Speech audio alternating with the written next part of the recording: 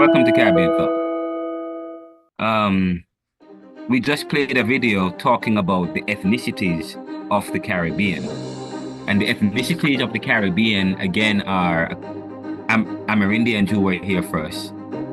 Then the Africans. The Africans came before the Europeans. African sailors came to the Caribbean before Europeans.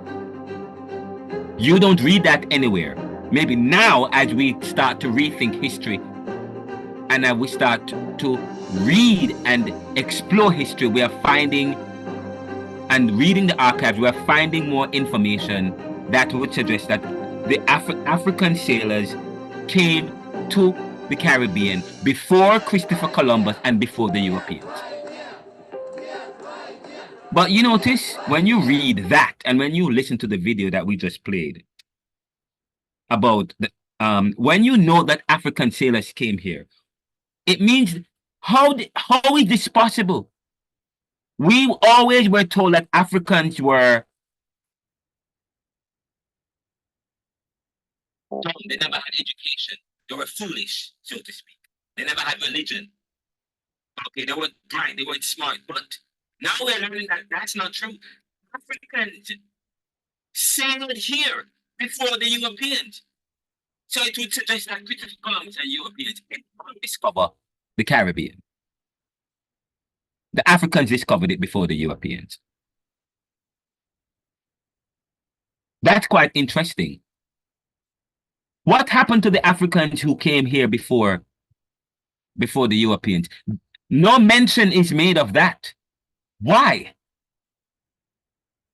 But when Europeans came here, they quickly claimed the Caribbean for themselves through theft, I would say. But it's quite interesting. So the Amerindians came, the Africans came then. Now, if the African sailors came before, it would mean that the Africans would have met the Amerindians. And when Christopher Columbus and the Europeans finally came to the Caribbean in 1492, the people who they found there, the Amerindians, would not have only been Amerindians if African sailors came to the Caribbean before the Europeans. While the Amerindians were there, it would mean then that Africans were living on the island. Okay. And not only that, the Amerindians if you read history, the Amerindians they were always intermingling, and they were said to be a peaceful set of people, many of them. It would mean that the Amerindians would have, the Amerindians would have intermingled or had some kind of exchange with the African sailors. And we know that when sailors go elsewhere, there is always this meet and greet interloping that takes place. And then when you look at the music, the dance, the culture, the artifacts that exists between the Amerindians and the Africans, some things almost resemble and look alike. So African sailors came. Many of the so when the Europeans came here, there were Africans living on the island, some of whom had met the Amerindians. Sorry, there were Amerindians here, and there were Africans who came before, and there would have been some kind of exchange that happened. Maybe some of them would have formed part of the culture there. And you find that if you read, many people are challenging history and challenging the heritage that would suggest that the Africans, all the Africans who came to the Caribbean came because the Europeans brought them here from Africa. Which is not true, because there were Africans living here before. What happened to them? Anyways, that's quite interesting. Then the Amerindians, the question is, but the video we watched glossed over it and continued with the history that was sold to us. Okay, Christopher Columbus, no mention or no discussion. They only inserted the fact that African sailors came before the Europeans. But that was it. That was it. They don't talk about what could have possibly been the relationship between the Africans and Amerindians. And whether or not the Africans who came, the sailors, whether or not they established a society here, and and there was some communication and exchange that between the groups. But Africans were sailors. As much as we would think that the Europeans would suggest that the African slaves they brought here, they were dumb, they were unintelligent, they were low class. But that was part of the ethnocentricities that go that is that goes into planning colonialism or colonizing a region or stealing a region and establishing a society in your own eyes. That's quite interesting. The next thing is the Amerindians. The Amerindians, I have a question. When you watch the video that we just played, did they really all die out? Because according to the video, it said that some Amerindians survived. Those who survived, they continue to exist today in Guyana, in Suriname, and in Dominican Republic. But that is not true. If African sailors came to the Caribbean before the Europeans, okay, and established themselves here with the Amerindians who were here, okay, and if there was active travel between Guyana, Suriname, throughout the Caribbean, it would suggest that there were Amerindians would have still survived in other parts of the Caribbean. But the fact that the film glossed over that would suggest that there are some kind of holes, caveats in the presentation. But that is something we're going to be talking about later on, and that's for you guys to consider, maybe for your own research. Okay. Did they really all die out? Findings are suggesting no, the Amerindians didn't all die out. And there are some Amerindians who had mixed and intermingled with the Africans. Okay. Many of the Europeans who came called them Amerindians, but some of them, we understand that they were sailors from Africa who came to the Caribbean. Okay. But those who control culture, who had invaded the Caribbean from Europe, okay, that was not part of their history and the information that they sell to the world. The history that we are left with and the history that we are exposed to is the history that would suggest otherwise. Africans were never here before. Europeans were the first to discover the Caribbean, and they brought the Africans here. But is that true when we're learning otherwise? Okay, we will stop here for now, but this is quite food for thought. Nevia. Thank you, sir. Very informative. I was just asking if we could have continued with the presentation. I think you told us when the groups are here, we'll start. Are you guys okay? Yes, I just realized that you're all here now. So yes, we will start with the presentation. We will start with Georgia. You wanted to go first, so we'll start with Georgia's group. Okay. So the groups are continuing to present. Last week, we had the two groups, one presenting on Haiti and DR, and another had presented on, what was the other island that we presented on last week again? What was it? Cuba and Puerto Rico, I think. And Puerto Rico. I like how they did it in Spanish. I found that to be quite novel. That was very good. I was very impressed. I love it. And very good. So now we are going to be hearing from Georgia's group. And you have the floor. Awesome stuff. Thank you so much, Mr. McKenzie. Let me share my screen 1 second. I just want to check in with my group members to check the temperature. Are we ready, guys?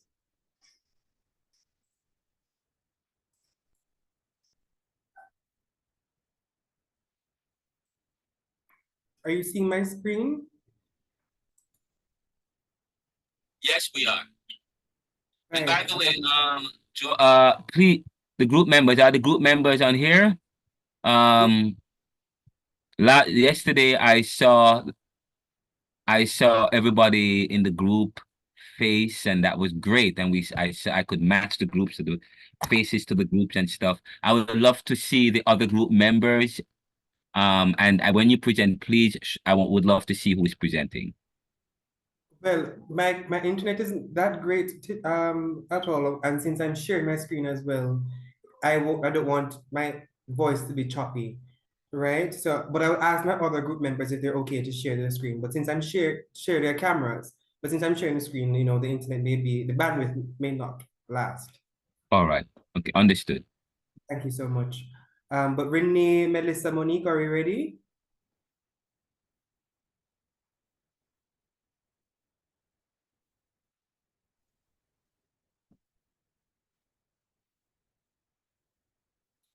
Awesome. Happy to see you, Monique. Hello?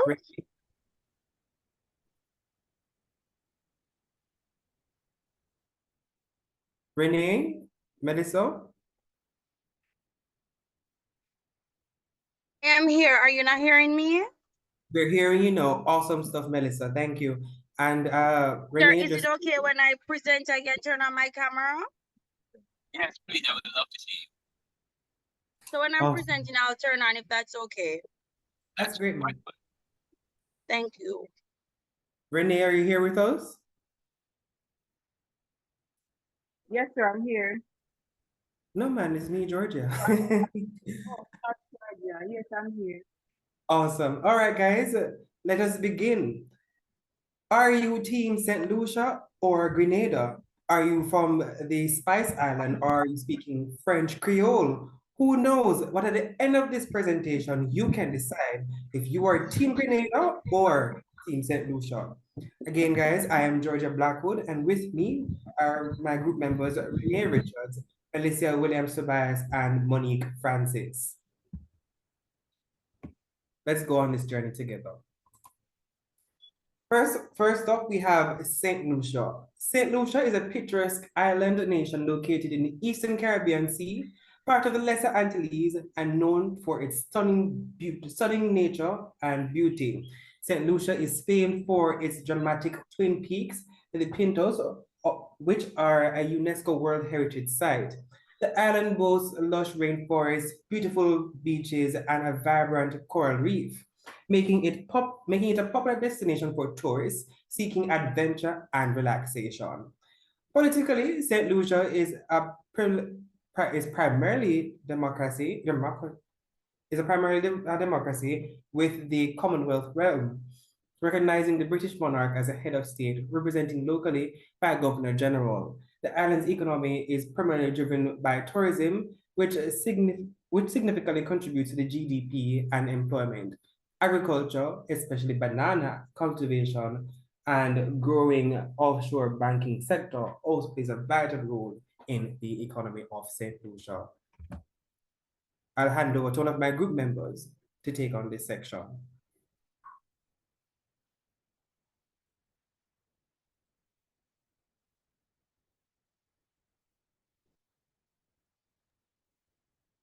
History of St. Lucia. St. Lucia, originally known as Lu Analo by Arawak Indians, was assimilated by Carib Indians in 800 AD. Despite attempts by European settlers to control the island, the Caribs remained loyal and fought against colonialism. Next slide. According to St. Hilaire, due to its colonial history, St. Lucia is an amalgamation of African, French, and British cultural elements. The French were the first European colonial power to successfully establish permanent settlement on the island, instituting a plantation-based economy. Most St. Lucians today are descendants of enslaved Africans brought to the island by the French from neighboring Martinique beginning in the mid-17th century.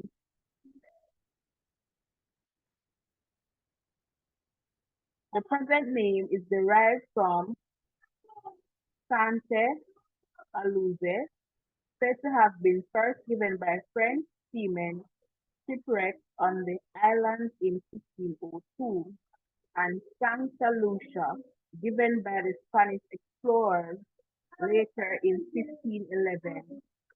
The French colonized St. Lucia in 1650 and settled there in 1651.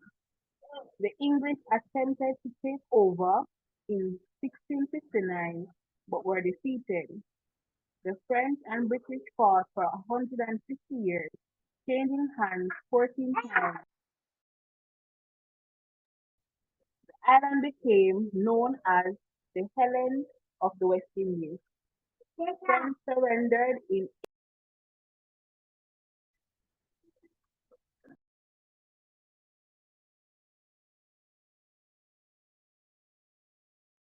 The French surrendered in 1814. And with that, you'll be walking around St. Lucia and hearing, Je parle français. Do you speak French? Yes or no? But more about St. Lucia. Culturally, St. Lucia has a rich heritage influenced by Africans, French, and British traditions, reflected in its language, cuisine, music, and festivals. The majority of the population practices Christianity, with Roman Catholicism being the dominant denomination alongside various Protestant groups. Traditional folk practices and African-derived spiritual beliefs are also a part of the island's cultural fabric. St. Lucia's welcoming people, diverse culture, and breathtaking landscape make it a unique and enchanting destination in the Caribbean. Up next, we have Grenada. Are you Team Spice Island? Grenada, often referred to as the land of spice due to its prolific production of nutmeg and mace, is a beautiful island nation in the southeastern Caribbean Sea, comprising the main island of Grenada and 6 smaller islands. This nation is renowned for its stunning natural landscape, including pristine beaches, lush rainforests, and vibrant coral reefs. The capital city, St. George, is famous for its picturesque harbor and colorful Georgian architecture. Politically, Grenada is a parliamentary democracy and a member of the Commonwealth realm, recognizing the British monarch as head of state, represented by a governor general. The prime minister is the head of government. Grenada's economic derives with significant contributions from tourism, agriculture, manufacturing. The island's spice production, particularly of nutmeg and cinnamon, is a vital aspect. I'll hand over now to one of my other group members, Monique, if you don't mind taking this section. Good evening, everyone. Continuing. So the indigenous Carib people inhabited, my apologies, I have to be using 2 devices as at one. So there's a feedback.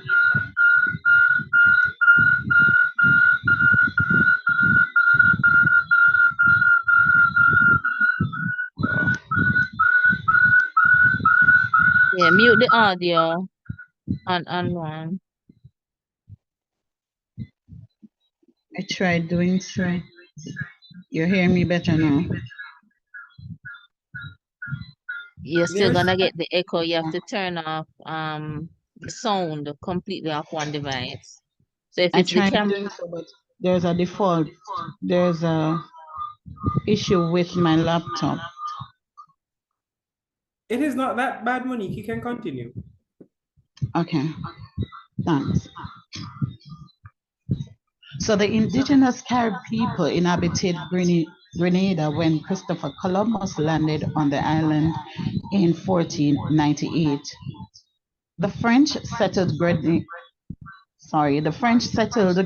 in the 17th century, established sugar estates, and imported large numbers of African slaves.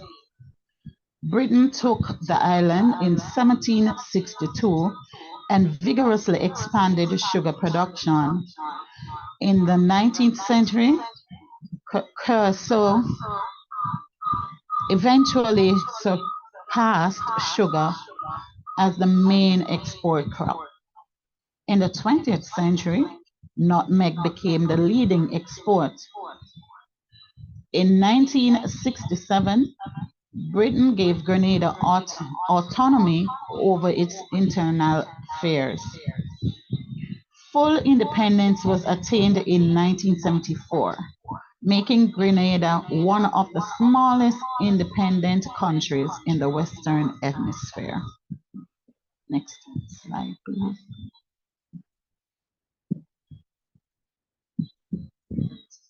So culturally, Grenada is a melting pot of African, European, and Caribbean influences.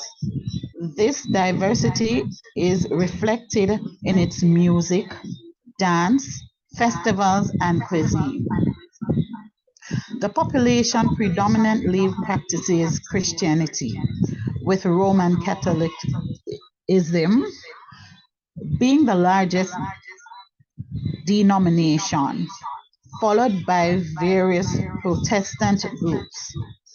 Additionally, there are small communities practicing other religions, including Hinduism and Islam, along with traditional African spiritual practices. Grenada's rich history, vibrant culture, and stunning natural beauty make it a captivating destination and a unique gem in the Caribbean.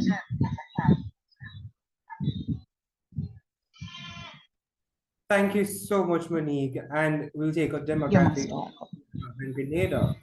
St. Lucia had a population of around, forgive me, numbers are not my strong suit, of around 183,600 people, according to the World Bank of 2020.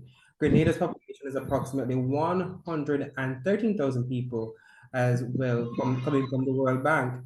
The current population of Grenada in 2024 is 126,887, a 0.56 increase from 2023. The population of St. Lucia stood at a 180.5 thousand in January 2024. Data shows that St. Lucia's population increased by 576, that is a 0.3% increase between early 2023 and at the start of 2024. Both Grenada and St. Lucia, English is their official language and is widely spoken. French Creole or Patois is also used informally as well. Both countries have a predominantly African descent population. It's also political economic context. Political structures, as I stated before, St. Lucia is primarily a parliamentary democracy within the Commonwealth realm, with the British monarch, that is King Charles III, as the head of state, represented by a Governor General. The Prime Minister, who is the leader of the majority party in Parliament, holds the executive power. As it relates to their economy, St. Lucia's economy relies heavily on tourism, which accounts for a significant proportion of their GDP and employment. Agriculture, particularly banana production, has traditionally been important, though it has declined in recent years. The island also seeks to develop its offshore banking sector. Social issues in St. Lucia that some challenges they face are just like many other countries, that is poverty, crime, and unemployment. The government has been working on various social programs that just address these issues with a focus on education, healthcare, and housing. As you can see, we have a nice little picture here of the island of St. Lucia. The social, political, economic context of Grenada, similar to St. Lucia, they are a part of the Commonwealth with the same political structure as St. Lucia, and a Governor General, which represents the British monarch, and the Prime Minister is the head of government. Grenada's economy is diversified with tourism, agriculture, and manufacturing being key sectors. Nutmeg and maize are major agricultural exports, earning Grenada the nickname Island of Spice or the Spice Island. The island is also investing in infrastructure and energy projects to boost economic growth. For social issues, Grenada deals with issues such as poverty, limited job opportunities, and the impact of natural disasters. The government focuses on social welfare programs and economic diversification to improve living standards and resilience. Some mention of the religious spiritual practices, Christianity, for St. Lucia, the majority of them are Christians, with Roman Catholicism being the predominant denomination, followed by Protestant groups, Seventh-day Adventists, Pentecostals, and Baptists, for example. Other faiths there are smaller communities of Rastafarianism, Hindus, and Muslims. The island also has followers of traditional African religions and syncretic practices combining African spiritual elements with Christianity. Folk traditions and superstitions influenced by African, European, and Caribbean cultures play a role in daily life. Practices such as opia, a form of folk magic or sorcery, for, for those who don't know, are part of the cultural landscape. I'm going to ask Renee to take the next slide.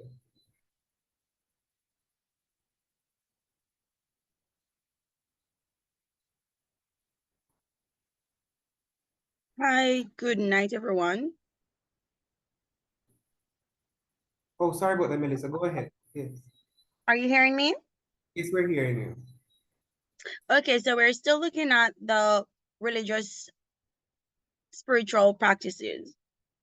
Christianity is similar. Sorry, I'm just removing this from my screen. So Christianity is similar to St. Lucia. It is dominant religion in Grenada, with Roman Catholic making up a significant portion of the population.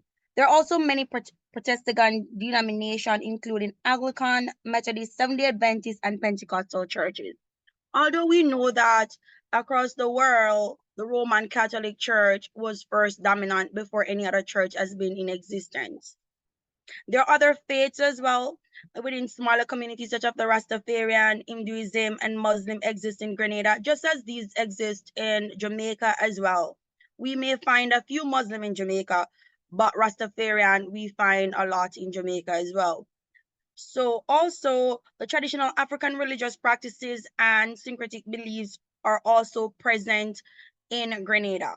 Spiritual practices. Grenada has a rich heritage of folkloric and spiritual practices, include the use of herbal medicine, spiritual healing, and practice like Obe, just the same as St. Lucia. These are traditional and often interwoven with Christian beliefs. Next slide. So we're going to look at the major, I'm going to look at just a part of the major thinkers of St. Lucia. So the major thinkers, these are persons that contribute to the culture of St. Lucia. So we're looking at Mr. Derek Walcott. And Mr. Derek Walcott, as you see, is a major poet, he's a novelist. And also his work exploring the Caribbean culture. He identified a post-colonial theme. Walcott was also educated in the St. Mary College in St. Lucia and at the University of the West Indies in Jamaica. So he began writing poetry at an early age, taught at school in St. Lucia and Grenada, and contribute articles. So he did articles as well, articles and review to periodicals in Trinidad and Jamaica. Production of his play began in St. Lucia in 1950, and he studied theater in New York City in 1958. He lived in thereafter in Trinidad and the United States, but his poetry actually developed from in St. Lucia. Next slide.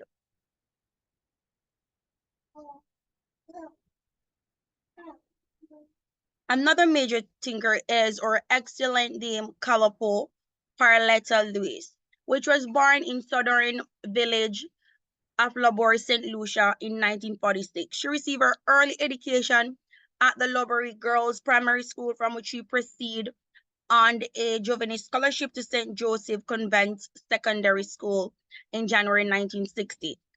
On completing her secondary education, she joined the staff of St. Joseph Convention in September 1965. She began her university education in October 1966, having obtained a scholarship from the Canadian International Development Agency to read for a bachelor degree in English and French at the University of the West Indies at Cape Hill in Barbados. And imagine, back in those days, many of our parents, they weren't even so educated to go to university. So she actually had the privilege that many of our parents didn't even have. Look at it, in 1960, some of our parents said that they couldn't even read or they have half a book. But she was privileged. She was awarded another scholarship under the Canadian Commonwealth Scholarship and Fellowship Plan to read for a master's degree in linguistics at Laval University in Quebec City in 1991. She took up the study at the University of Bristol in the United Kingdom, where she read for a doctorate in education. Her doctoral study focused on the management and provision of tertiary education in small estates. In 1999, the University of Bristol bestowed on her the honorary degree of Doctor of Laws. The University of Sheffield and the University of the West Indies has also conferred on her the honorary degree of Doctor of Law. You could go ahead. John Parletta Lewis presents St. Lucia internationally with grace and distinction during her tenure as Governor General. So she served from the period from 1997 to 2017 as the Governor General. She served as a ceremonial head of state and carried out official duties to enhance St. Lucia diplomatic relations and present on the global stage. So she'd actually be global, sometime maybe in Jamaica, anywhere else in the Caribbean, Trinidad. Throughout her career, Parletta Lucy advocate for women's rights and empowerment in St. Lucia. So she's always looking out for the woman that women have equal rights. She supports initiatives aimed at improving gender equality, access to education, and opportunities for women in leadership roles. So she makes sure that women are always fairly treated. Her advocacy contributes to the advancement of women issues and presentation in St. Lucia society, philanthropy, and community service. Louise has been actively involved in philanthropy and community service initiative. She has supported charitable organization and it focuses on education, healthcare, and social welfare, demonstrating her commitment to improving the quality of life for all St. Lucians. Louise's contribution have had a profound impact on St. Lucia development in education, culture, diplomacy, and social issue. Her legacy as a leader and advocate continue to inspire generation in St. Lucia and beyond. One of my fellow co-workers would actually go ahead and continue. My fellow classmate will continue. Thank you. And another major thinker we have here from St. Lucia is Mr. Arthur Lewis, who was born in St. Lucia on January 23, 1915. His parents were both school teachers and had migrated there from Antigua about a dozen years before. The islands were dissimilar in religion and culture, so their family, had some slight characteristics of immigrant minorities. Sir Lewis won a Nobel Prize in 1979 for pioneering research on economic development in emerging countries. A professor emeritus of political economy at Princeton, he died in his sleep at his home in Barbados. He published a book, The Theory of Economic Growth, in 1954 that is regarded as a seminal study in the field. Sir Arthur Lewis, educated at the University of London, won a Nobel Prize with Theodore Schultz. He joined Princeton faculty in 1963 and retired 20 years later. At Princeton Woodrow Wilson School of Public and International Affairs, he taught an undergrad and graduate courses in economic development and modern economic history. In 1963, he was knighted by Queen Elizabeth II. Some major thinkers from Grenada. I'm going to ask Monique to take on this one.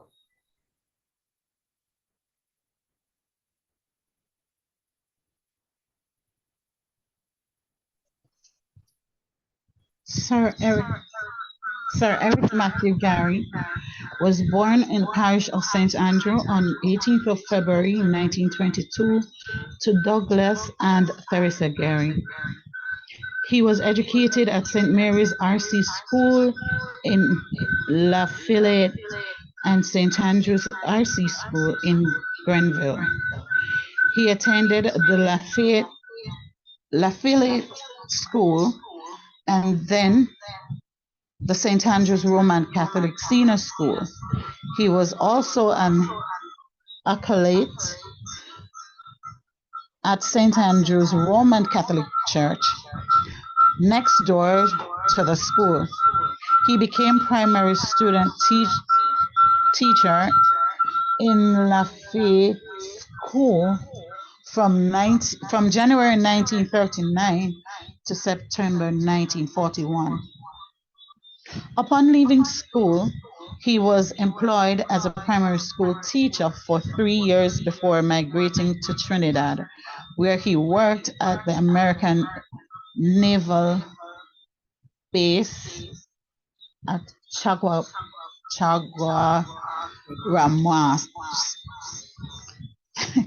Excuse me if I don't pronounce that correctly. During World War II, he then moved to Aruba, where he worked at an oil refinery before returning to Grenada in 1949. Popularly known as Uncle, in 1951, he had become a working class hero when he successfully organized an island-wide strike, throwing the country into civil strife called a Grenada Manual and Metal Workers Trade Union, which he formed. This placed him firmly in the leadership of labor in the island, and in 1951, he contested the first general election under the banner of the Grenada United Labour Party, which he also founded and captured 5 of the then 8 seats in the legislation.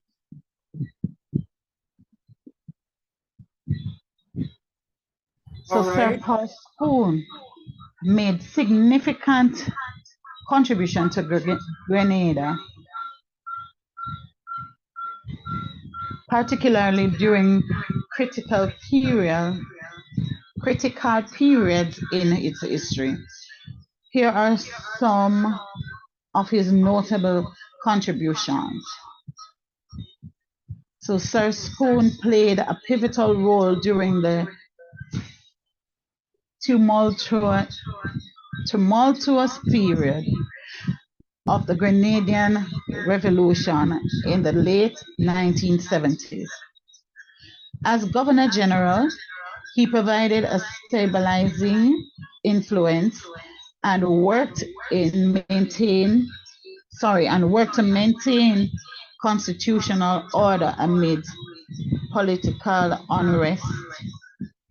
In October 1983, Sir Spoon played a crucial role during the US-led intervention in Grenada, which aimed to restore stability following internal political strife and concerns over the influence of Marxist elements within the government. Throughout his tenure as Governor General in 1978 to 1992, Sir Spoon advocated the democratic principles and the rule of law. He upheld constitutional norms and supported efforts to strengthen democratic institutions in Grenada. So Sir Spoon represented Grenada internationally with dignity and diplomacy. Hold on a sec. I have to hold on a second. Is it Monique?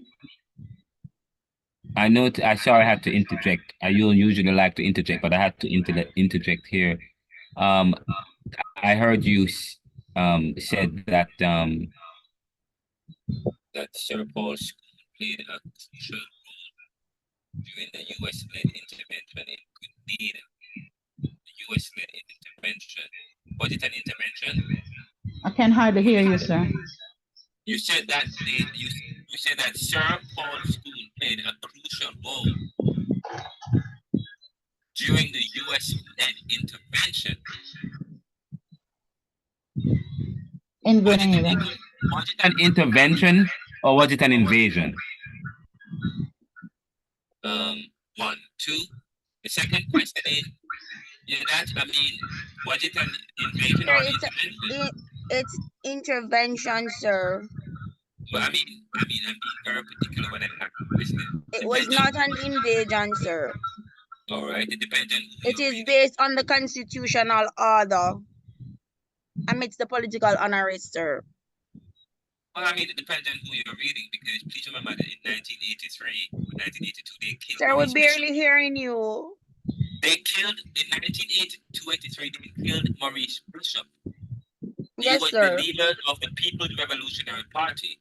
They were Yes, fighting sir. for independence. And of course,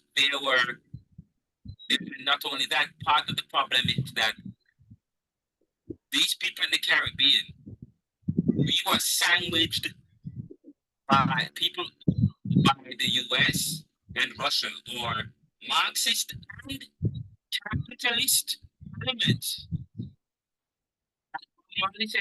Marx said we're not capitalists. Yes, we Rasta. There was always, say for example, what happened last week or week before last. Russia was in Cuban water. Russia and China represents Marxism. In this class, we're not having a discussion. Listen to how, if you read this, you could tell that the influence of European influence on this particular reading, or capitalist influence. You said earlier, Sir Paul Schoon played a crucial role in the US-led intervention in Grenada, which was aimed at what? To restore stability. Here comes the US playing Jesus. Okay? Here comes the external, imposing on the internal and justifying their imposition, calling it a restoration of stability, following internal political strife, which was strategic. Okay? Because, of course, there was fight for independence in control their own country, their own affairs. Okay, and here comes Maurice Bishop, who represented that kind of independence, that kind of nationalism. Okay, but if you read The Caribbean Reader by Brian Meeks and Norman and Gervin, he talks about, and we're going to read it next week. He gave a picture. He opens the preface of that book talking about the CIA and their intervention in the Grenada. Okay, and last week we talked about, Monday we talked about elites or social class or classes, and how some groups stand to gain at the expense of other, which was part of the strategy of creating instability so that they can move in and take over or impose their own brand of government. Okay, the US led, so if you read this, it's clearly biased towards a particular kind of government, a particular kind of politics, one that favors Western style political system and calling Marxist system. So because Grenada had Marxism, it was unstable. Right. Thank you so much, sir. This particular reading would suggest that. Furthermore, it says to restore stability following internal political strife and concern over the influence of Marxist elements. There was also concern over the CIA and ultra-capitalist interference as well. It was also that in Jamaica between JLP and PNP. It was the same thing between Marxist and democratic in political ideologies influenced by those of the East, those of the West, those external to Jamaica, external to Grenada, utilizing the local populace as a way to create instability, so that which was the strategy. Okay. And by the way, if you mention Sir Paul Schoon and 1983, you have to mention Maurice Bishop. Maurice Bishop is a very significant figure in Grenada. Okay. But anyways, continue. Thank you so much, Mr. McKenzie. I'll take on from here. Okay. Right, but just to clear up, what we really want trying to do is remove the high tension words. Right, so we do agree that possibly intervention is probably too soft of a term, right? And possibly invasion should have been used, right? But nonetheless, it's an argument of semantics and not necessarily an argument on what is actually being depicted here. Yes, Sir Schoon rather, right, would have been acknowledged for his thinking, right, and his own ideologies as an individual, making him a thinker in Grenada, recognized by the Grenadan people, right? And I understand what is being said additionally, Mr. McKenzie, that we have influences, but history is oftentimes written from those who from those who prevail, right? And I accept the point as well that, you know, from various circumstances, from whomever it may have been written from, may want to use the word intervention over invasion. But nonetheless, that is why we do critical thinking. Because notice, I love what you said. Very good debate, very good conversation. History is written from the point of view of those who prevail. But history is continuous. Life is continuous. Yes. We said that Immanuel Kant says history is a result of the varieties of human natures and circumstances. And there are those who impose, we talk about Michel Foucault and how knowledge institution serves to preserve a particular knowledge. We talk about those who prevail. But guess what? We have independence now. Yes? Grenada is an independent country, and we're Caribbean people revisiting, doing critical thinking in post-colonial theory, looking at what is written about us and what is said. And so therefore, and I said to you, the post-colonial must be a skeptic. Okay. So I know you said it's semantic, but I said language is important. Say, for example, we no longer use third world. We say global south, because third world suggests second to others. Yes, but now we are changing that. So the word US-led intervention, and we are coming from the subaltern. Thank you. Now so to use the word, I know you say semantic, but if you read that whole paragraph, and that's why I say when you read, you have to read critically. You have to look, what are they really saying? If you read this whole paragraph, you could tell that it is biased, okay, towards those who had won, the colonialist, and those who want to preserve a particular narrative and continue their domination. But we in this class, okay, who are now revisiting history, we will not make the same mistake. We'll put things into perspective. Christopher Columbus did not discover Jamaica. Okay, it was, he only opened it to the other Europeans, but there were Africans here from other parts of the world. There were Africans in Jamaica, so they discovered Jamaica, the Caribbean, before the Europeans. Okay, outside of the Amerindians who were there. And of course, before the Africans came, the Amerindians were already here. So language is important, but when you read history, it would suggest that Christopher Columbus is solely responsible, okay, for the discovery or of the character. So you know, you can already, when you read that, why is history written like that? So you know, to preserve a particular philosophy and to continue a particular identity. Yes. Thank you. No, but this is good though. This is good. I'm happy that you shared this. I'm happy that you brought this and you're sharing. It provides an opportunity for you to delve into it and look at it. And by the way, I'm not saying you are wrong. Okay. I'm not saying you're wrong or you're right or anything. I'm just pointing out something here as it relates to history and narratives. And that as post-colonial skeptics within the subaltern, when we look at history, we critically look at history. Yes? Continue. Thank you so much. Sir Schoon represented Grenada internationally with dignity and diplomacy. His tenure as Governor General coincided with a period of increasing global awareness and engagement for Grenada, particularly in the Caribbean and the Commonwealth context. After retiring from public office, Sir Paul Schoon authored several books and memoirs that provided valuable insight into Grenada's history, politics, and his own experiences. His writings contributed to the understanding of Grenada's development and its place in the Caribbean region. Sir Paul Schoon made significant contributions to Grenada, particularly during critical periods in history. Here are some of his notable contributions. Sir Paul Schoon played a pivotal role in determining the tumultuous period in Grenada's revolution in the late 1970s.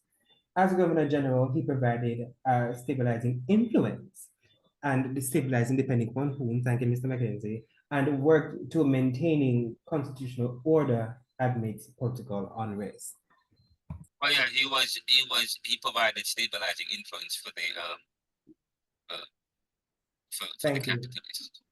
Another major thinking, major thinker. Yes. In October 1983, Paul Schoon played a crucial role during the US-led intervention or invasion in Grenada, which aimed at, we've read this part already. We're just going to skip over this slide. Yes. Oh, and that is the end of the presentation. So at the beginning, to restore Western style. Go back to the last slide. Back to the last slide. The last slide before the reference. And I'm so happy I'm happy you presented and what you are saying. So now it forces me to know when I speak with you next week, Monday, to share from Norman Gervin's and Brian Meek's book, the Caribbean Reader. Well, it's a book with several essays. Okay, various people contributing to various chapters, but in the preface and in the introduction and so on, they talk about October 1983. But who wrote that book? Who wrote the Caribbean Reader? Caribbean people. Okay, and they talk about Grenada, and they don't talk about Paul Schoon per se. They talk about, see, it depends on who you're reading and what you're reading. Okay, you could tell that the presentation and the information that you get, the thinker that you provided was a thinker that represented not Marxist ideology, but capitalist ideology from the Western world. And when you read Caribbean Reader, they talk about the CIA and the invasion of the CIA. If you go, I've been to Grenada before. I've lived in Grenada. I've been to Grenada before. And in fact, many of the locals talk about that 1983. Maurice Bishop is seen as a hero. They talk about that the instability and the role that the US played. But this particular reading that you presented, they make it so nice. Okay. And not only that, went as far as to say he was the reason, he restored stability. What? Okay. There is stability and there is stability. He restored stability. The stability, because you know why? Because they got rid of the Marxist elements. They got rid of Marxist elements, so now the country's stable. Say, okay, if Fidel Castro had lost, of course, they'll be talking.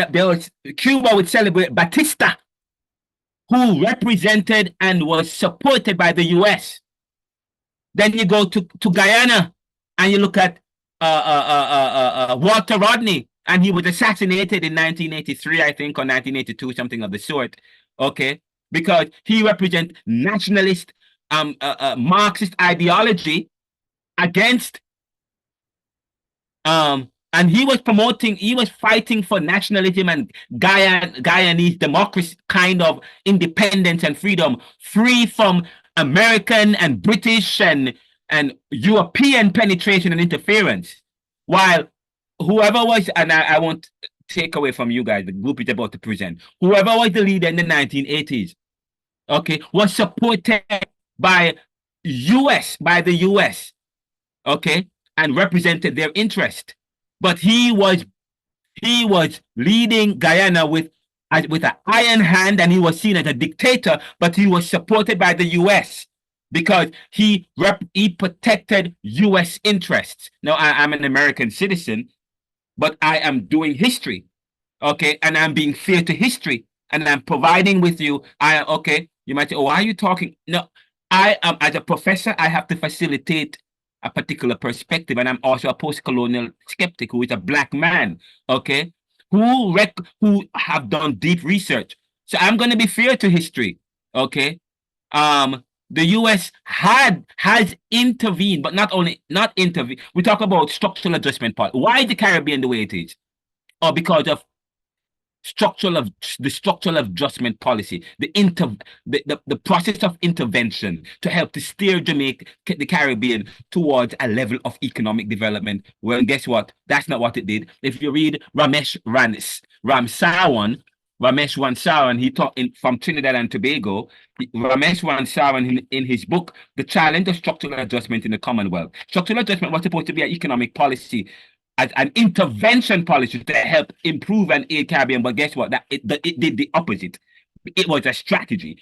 Structural adjustment issue, according to Ramesh Ramsawan, is not surprisingly one surrounded by intense controversy and emotion.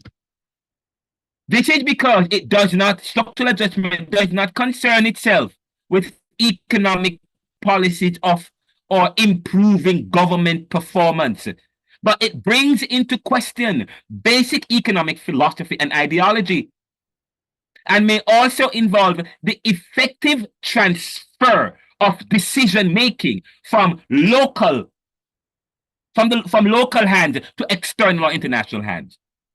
That structural adjustment was supposed to be an intervention. But guess what? What it did, it broke down barriers and promoted foreign penetration and destroyed Caribbean agriculture, destroyed some of our economic systems, and made us into dependent capitalist nations. Yeah, as I said to you, we are critical thinkers in Caribbean, and we're doing post-colonialism. So yeah, but let me tell you, you guys did an exceptional job with the presentation. I love it, but I am so happy that you presented the way you presented. Okay, I would probably ask, okay, so maybe you guys are also capitalist. I don't know. I'm just kidding. There we go. There we go. We may never know, right? Because history. Oh, okay, well, but this is good. And listen, I embrace all ideas. I mean, I don't look, if that's your perspective, that's fine. But it's also good to present another perspective about Maurice Bishop and where does he play a role in this. Say, for example, if you read, you talk about Edward Siaga and Michael Mann, the same thing. The book, The Social Origins of Democratic Socialism in Jamaica, written by Nelson Keith and Novella Keith. It's called The Social Origins of Democratic Socialism in Jamaica. And in that book, they talk about Michael Manley. It's as if they're making love with him. Okay? All right. But because we know that, we are critical thinkers. Or I said to people, I'm not PNP or JLP. I'm not Democrat or Republican. Okay. If Democrats do something good, I'm talk about it. If the Republicans do something good, I'll talk about it. Okay. If they do something bad, I'm gonna raise the red flag. Okay. I will not be enticed by a group which prevents me from making an honest determination about stuff. But this is good. Now I want to point out one thing to this group. When I ask you for the demographics, what's the demographics of Grenada? The demography.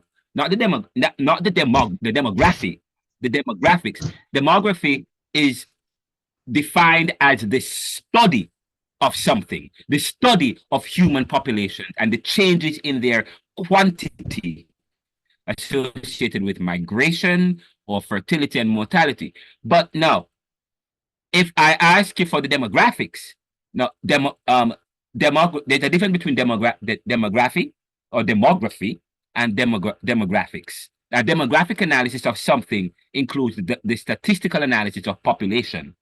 Okay, this changes in the structure of the population, the ethnicity, this changes in the racial makeup. Yes. So then, what did you ask us for? What's the demographics of Grenada? Not necessarily demographics. Was it do a demographic analysis showing the racial makeup or the changes in the racial makeup? You gone very and so low, on, but sir. you guys were okay. You guys were fine. But I'm really talking about the structure of the population, or the racial makeup or the ethnicity, and The so on and structure, so forth. oh, the ethnicity. Okay. Okay, the ethnicity, the racial makeup, and probably how it changes over time. However, that's fine. That's fine. You guys are okay. All right. You guys still alluded to that, but also went as far as to talk about population side and so on and so forth, which that's good. Okay, you will still get a full mark for that. But I just want to point out the difference for your own learning and education. There's a difference between demography and demographics. Okay. One, two. By the way, the word is acolyte. As some of you are struggling, not just your group, but other groups are struggling with Catholicism. The word is not Catholic. All right. I know if we're speaking in our Jamaican parlance with other people, that's fine. Catholic is fine. But the actual word is not Catholic, but Catholic. Or if you say Roman Catholicism, it's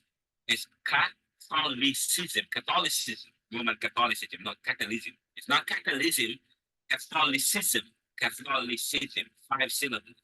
Catholicism. I'm doing this so that you can represent yourself. If ever you want to go international and speak, you don't make the same mistake. So it's Roman Catholicism. It's legislature, not legislation, or it's the legislature, okay, and coincided, all right, coincided. So legislature, Catholicism, and acolyte. But I noticed that word came up several times, especially Catholicism, and I think several students have problem pronouncing the word. But let me tell you, I'm going to give you a secret to not mess up the word. Slow down, okay? And when I came to the US, people would say, you speak so fast, we don't know a word you were saying. And eventually I learned to slow down. Okay, so when you do a presentation to a large group, especially when you meet up on very word that they're unfamiliar with, it's very, what you can do is slow down, and then you proceed. But very good presentation, very, very good. Another A+ presentation, okay? So we go to the next group.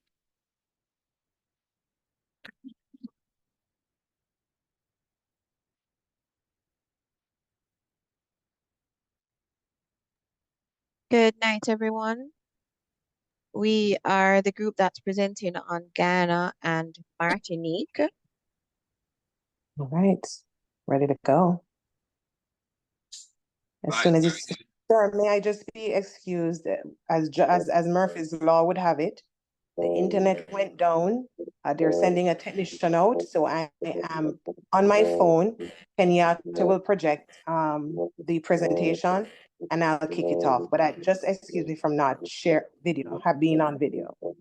Really understand. And as soon as this group presents, we will end class. Next week we'll take questions and presentations. I'll share about the other islands, and I'll give you a trace of the Caribbean island. Okay, go ahead. All right, awesome. All right, so good evening, everyone. So I want you to think. Good evening. I worked with the Jamaica Tourist Board for about 9 years. And oftentimes when we look at countries or islands or republics, we look at them from the touristy lens. However, that's just a small piece of what obtains. And it isn't really the vein of a country. So this evening, my colleagues and I will be looking at a people, their struggle, their politics, and their culture.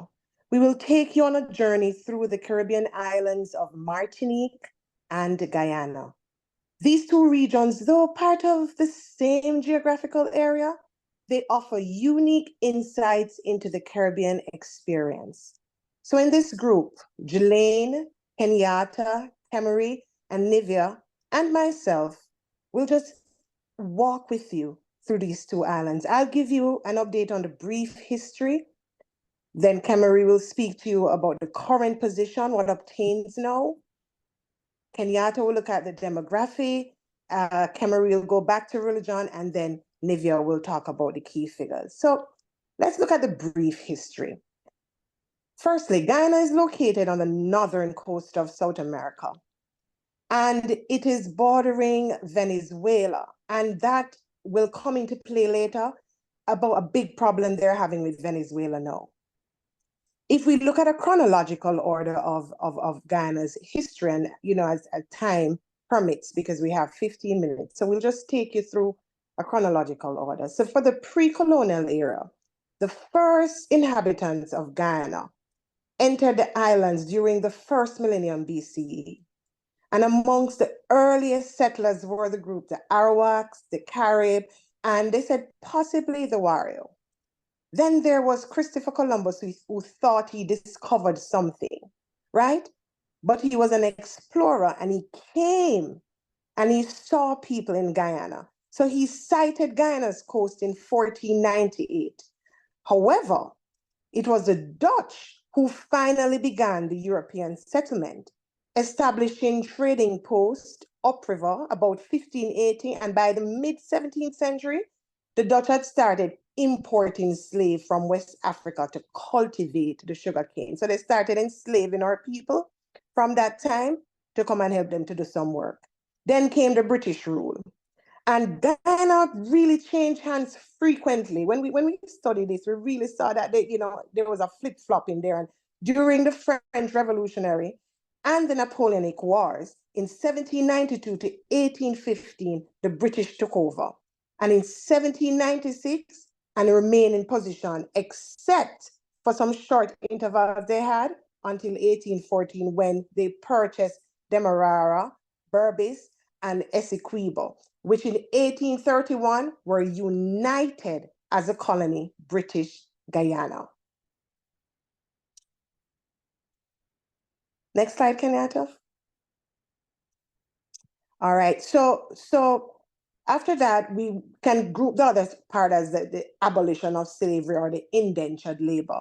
Because after the abolition of slavery in 1838, Black freedmen left the plantations to establish their settlements along the coastal plain of the island. And then the planters imported labor from several sources, the most productive of whom were the indentured workers. They were from India. Then came the independence. Guyana achieved independence from UK in May 26, 1966. And following independence, Forbes Burnham rose to power, quickly becoming an authoritarian leader. And I want you to remember that. So there wasn't democracy, there was authoritarian leadership. Pledging to Very important. Very Yes. important. Thank you. Thank you. Yes. Pledging to bring socialism to Guyana.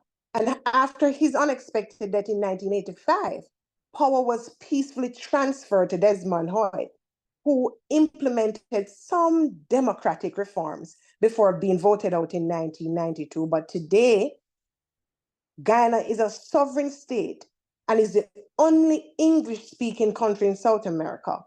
Its history continues to shape its culture, its society, and its identity. I'll invite Camarino to give you a little bit more on what obtains today in Guyana.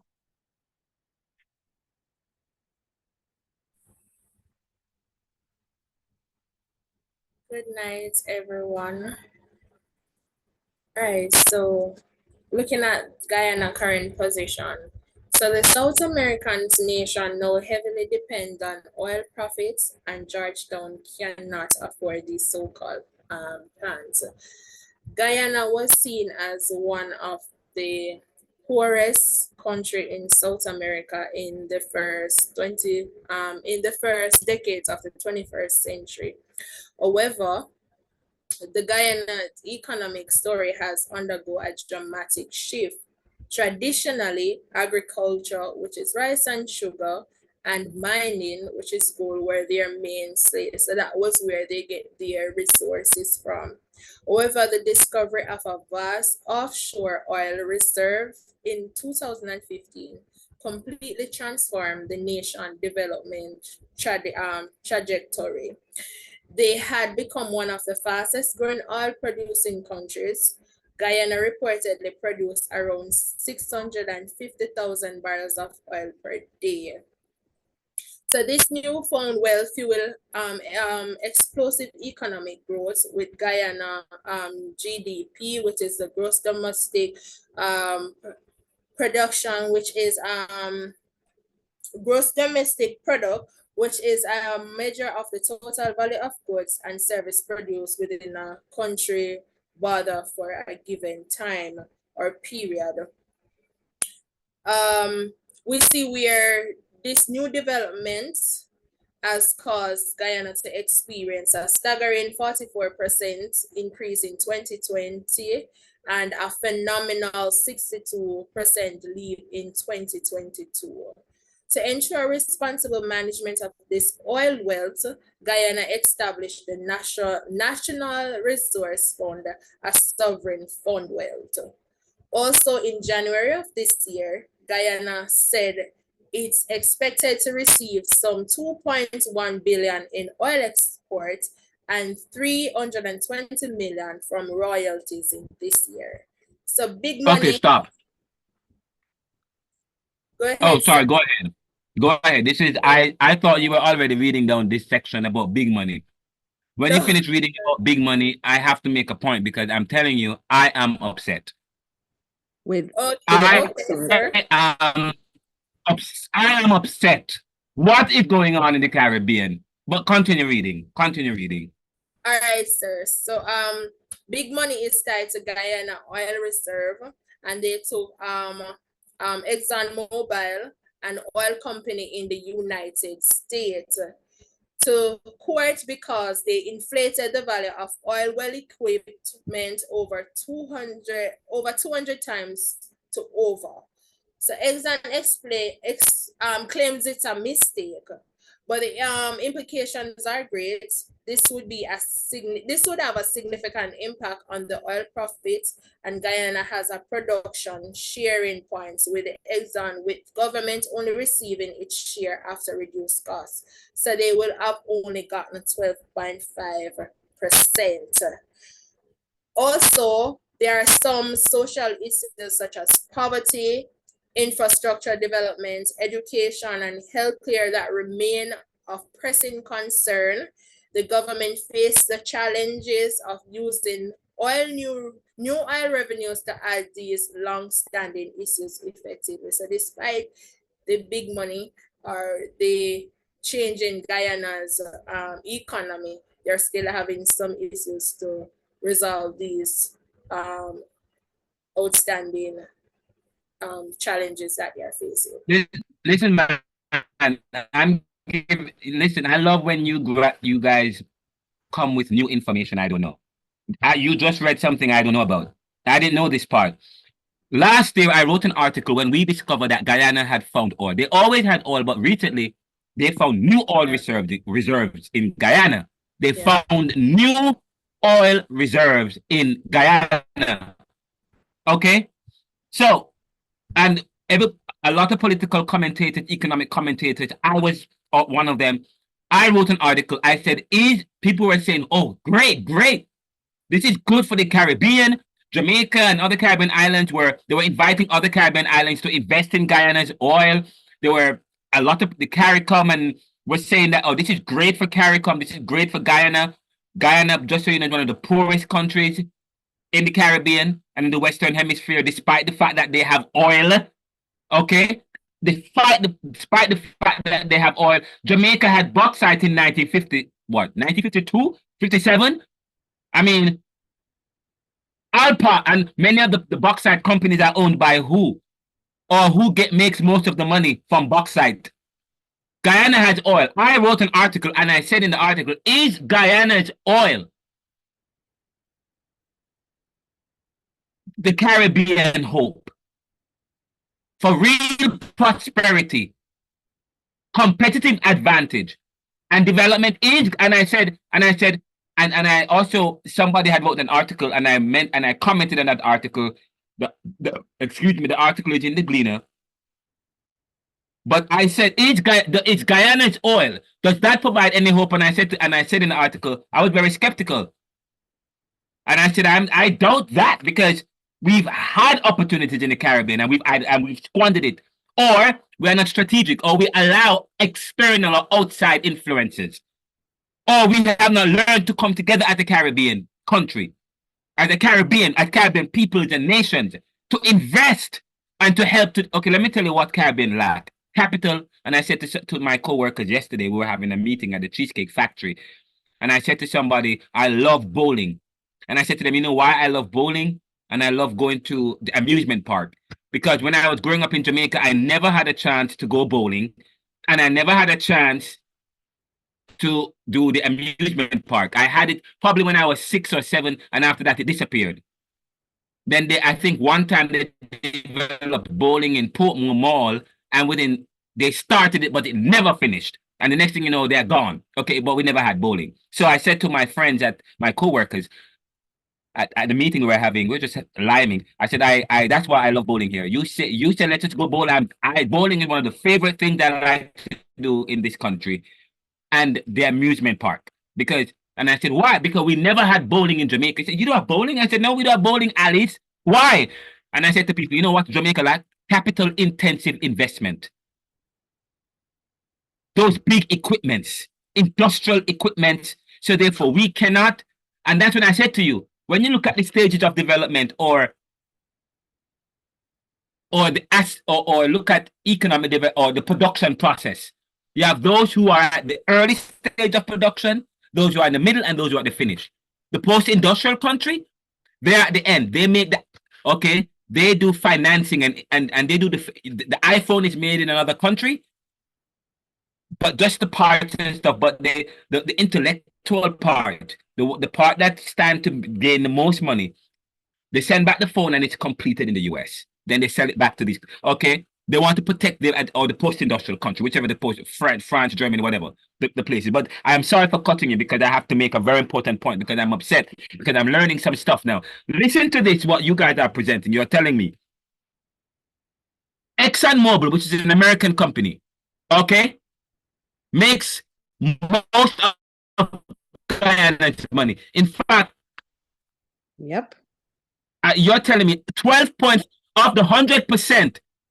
All the equipment that Guyana have to use, okay, to excavate the oil and to do all the oil refineries and stuff, they do not have the money, so they have to get external investors to get the capital intensive industrial equipment to be able. But guess what? What they did was to inflate the cost of these equipment so that the 100% of the profit, by the time Guyana only get 12.5%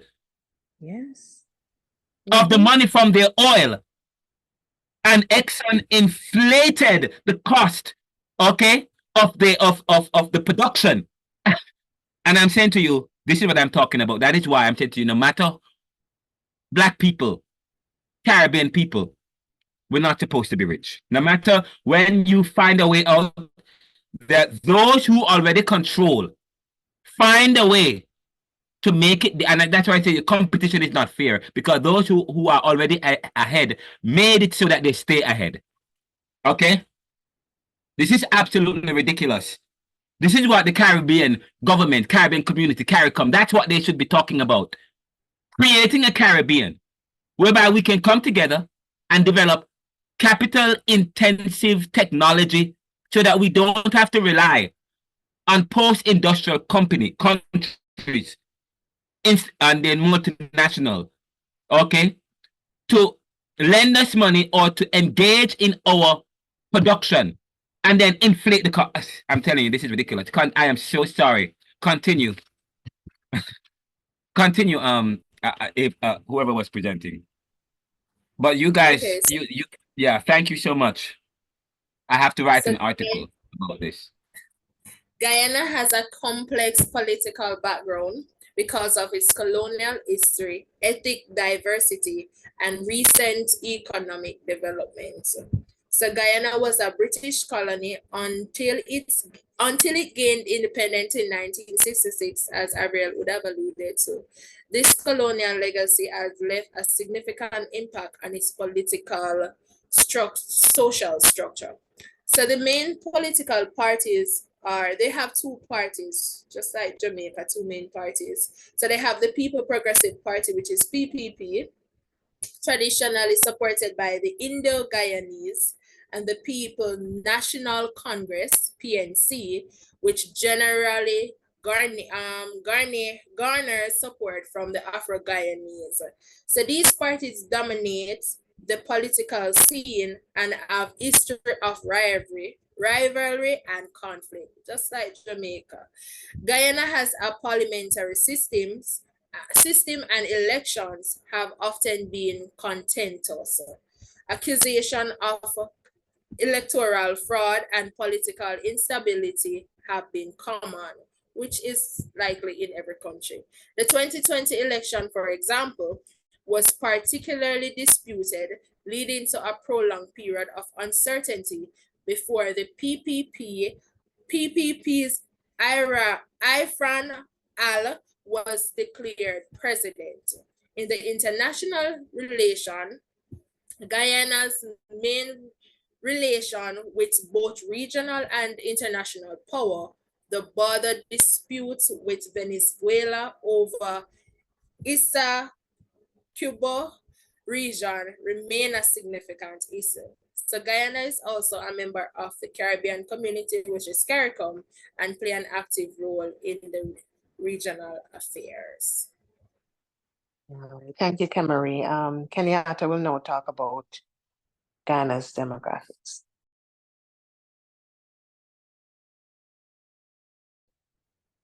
Hi, good evening, everyone. So, sir, when you started the class, you started speaking about the demography of the Caribbean and as it relates to colonialism and the different ethnic groups scattered across this planet. So, Guyana is one of those countries where you will notice where they have different demographic groups amongst their nation there. And you'll see that coming out in this presentation and as I go along. So Guyana is located on the northern coast of South America and is a country characterized by its diverse population and rich cultural heritage. It is shaped by indigenous communities, colonialism, as we've been discussing, and waves of immigrants. Guyana has a unique demographic profile that reflects its intricate social and historical context. And to understand Guyana, you'll have to look at the demography of Guyana as it involves examining its population size, composition, distribution, and various socioeconomic factors that influence these aspects. So now we're going to be looking at the population composition. And as of 2023, Guyana has an estimated population of 789 million. I'm not really good with numbers. And this is according to World Bank. And World Bank is one of those organizations that we know produces very good and acceptable data. And the country's population is a melting pot of ethnic groups, each contributing to the rich cultural nation. The largest ethnic group in Guyana is R, and these are some of the groups, well, these are the groups that we're listing. The Indo-Guyanese, and this group makes up 40% of the population, and they are descendants of Indian laborers brought to Guyana during the British colonial period to work as sugar plantation workers. They mainly practice Hinduism and Islam and have significantly influenced the culture and economic landscape of Guyana. And this as well is data collected by the intelligence agency in 2023. Then we have the Afro-Guyanese, and this group comprises of approximately 25% of the population. And they are also descendants of African slaves who were brought to work on the plantations. And they are primarily Christians and have a profound impact on the country cultural and political space. And again, these are all information that we got based on recent research and census taken within Guyana. And then we have the Amerindians. And this particular group makes up around 10% of the population. And the Amerindians are indigenous people of Guyana themselves. And they live mostly in the hinterland regions and maintain a distinct cultural heritage with unique language, tradition, and lifestyle. And again, recent information by the Central Intelligence Agency. And sorry, just to also point out that I have a colleague who is a part of this, who belongs to this particular group, the Amerindians. And then you also have the mixed heritage, which also makes up a large portion of the population. And they identify again as being mixed heritage and reflect the intermarriages between the different ethnic groups. So this particular group are trying to find a proper term, but they would have either gotten married or been in different relations with the other groups that were mentioned before, which gave the country this mixed heritage, right? And this group embodies the multicultural nature of Guyana. And the other groups that remain is 1% of the population, and this 1% represent Europeans, Chinese, and Portuguese who were brought to Guyana during the colonial period. And so as you can see here, based on what you had said in the introduction part of the class when we started, when you spoke about the Chinese and how they were brought to the Caribbean, as you can see, this data is Yes, actually showing and supporting what you said. very good. Thanks. It's good to see the faces. Finally, nice to meet you, Kenyatta. Thank you. Some of the students, I'm finally meeting them. I can now put a face to their voices. And I'm now handing over to my other colleague to continue with the religion. All right, so Guyana religion. So Guyana boasts a rich blend of faiths with Christianity, which comprise of Anglican and Catholic, and Hinduism holding a dominant position. Islam has been seen a rise in recent decades, particularly among the South Asian population. So interestingly, some Indian Guyanese community continue to practice traditional indigenous religion, adding another layer of the country's spiritual landscape. Also, where Christianity is concerned, Guyana in 1990, sorry about that. Yes. So in 1990, 50% of Guyanese were Christian, 34% were Indians, and 9% were Muslim. So most of the Christians in total are 65%, which comprise of the Protestants.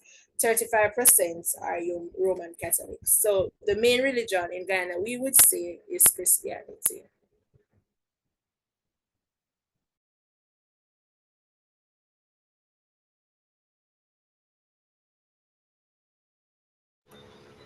Okay, good night, everyone. There were several key figures who contributed not only to Guyana's progress, but the Caribbean as well.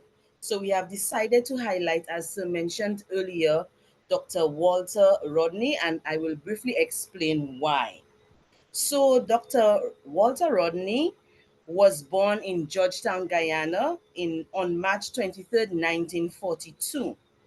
And he grew up during the country's anti-colonial movement.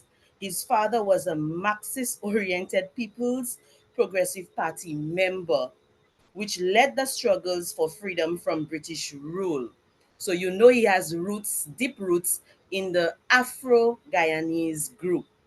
Dr. Walter Rodney was an internationally acclaimed author of 6 scholarly books and numerous academic articles that documented the devastating effects of slavery and colonial imperialism in Africa and in the Caribbean.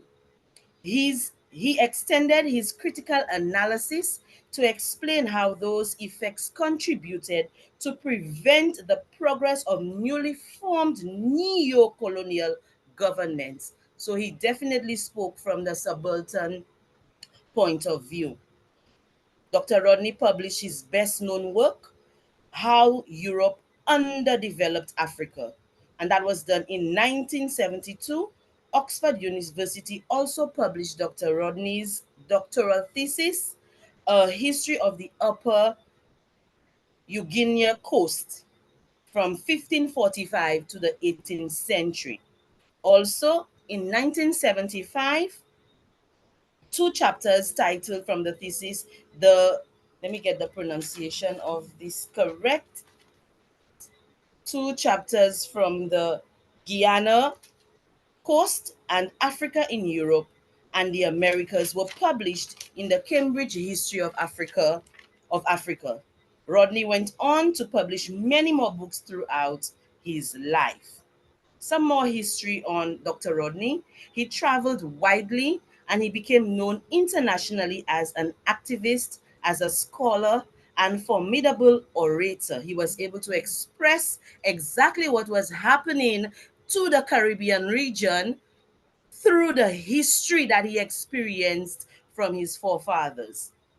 So what he did, he taught at the University of Dar es Salaam in Tanzania during 1966 to 1967, and in 1969 to 1974, and in 1968 at his alma mater, University of the West Indies, yours truly, Mona, Jamaica.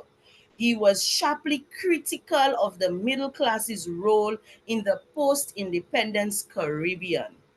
He was also a strong critic of capitalism and argued that only under the banner of socialism and through the leadership of the working class could Africa break from imperialism.